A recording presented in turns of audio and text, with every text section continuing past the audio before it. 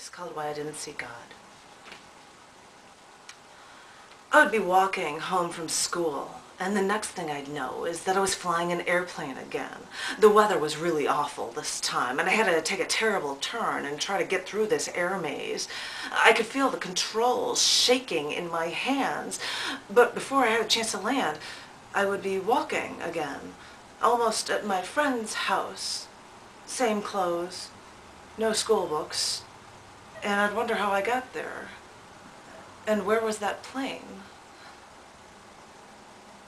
I remember walking through the fields behind my parents' house and seeing a missile flying through the air. I stood and I watched as that missile landed across the field, and the mushroom cloud from the nuclear explosion started to rise. I just watched in amazement as I could feel that shockwave race through the field, push through my body before I felt that first wave of heat rip through me. I can't remember seeing the foliage burning, but I remember feeling my skin burn. Looking down at my hands, I could feel the skin singe and start to disintegrate, and that sickly, sweet smell. I couldn't shake it till I finally closed my eyes. I opened my eyes, and my friends were in the field with me.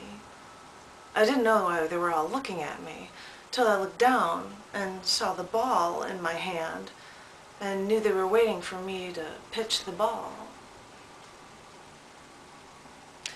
I was medicated for years and couldn't even get my driver's license right away because of seizures. But I could smell my skin from the nuclear blast, feel the shake from that plane controls course up my arms. I watched the nuclear blast, felt my plane nosedive. I knew they happened. And the doctors would ask me if I hear voices in my head or if I'd hear someone calling my name. And the answer was yes. But things have changed since then. The doctors deduced that I wasn't schizophrenic, that I didn't have a psychological disorder. I guess that's their way of saying that I'm actually sane. And I no longer get those hallucinations. But recently, learning from a philosophy book discussing visions the saints saw. Actually, I always thought that those were hallucinations from the people who actually fasted for weeks but were allowed to only drink beer. But anyway, this book, they credited a number of scientists who hypothesized that these saintly visions were products of temporal lobe seizures. Many small seizures. I was an altar boy. I was thinking of becoming a priest.